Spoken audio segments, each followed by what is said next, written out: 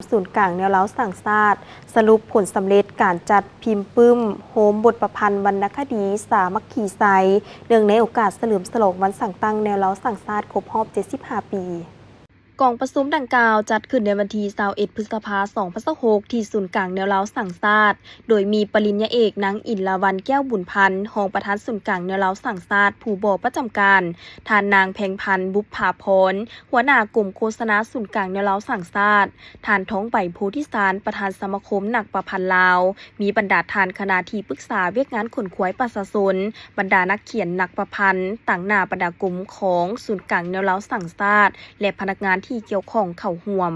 กองประชุมได้รับฟังบทสรุปย่อในการตีราคาฮอบด้านในขบวนการจัดพิมพ์ปึ้มโฮมบทประพันธ์วรรณคดีสามัคคีมีไซในครั้งนี้ซึ่งบ่เพียงแต่เป็นการรวบรวมผลงานวรรณคดีแต่ยังเป็นการสะท้อนถึงพลังงานแห่งความสามัคคีและบทบาทของแนวเล้าสั่งศาสตร์แต่ละระยะสื่อเอิ้นซึ่งปึ้มดังกล่าวได้ถ่ายทอดคุณค่าด้านประวัติศาสตร์วัฒนธรรมและความหักชาติผ่านผลงานของนักประพันธ์ลาวซึ่งเป็นการปลุกจิตสำนึกให้สังคมเห็นคุณค่าของความสามัคคีและการมีส่วนร่วมในการพัฒนาประเทศชาติโดยผ่านเนื้อใน3ประเภทบทเป็นต้นกาบกรเรื่องสั้นและบทบันทึกโดยการร่วมมือกับสมาคมนักประพันธ์ลาวและได้รับการสนับสนุนจำนวนหนึ่งจากสังคม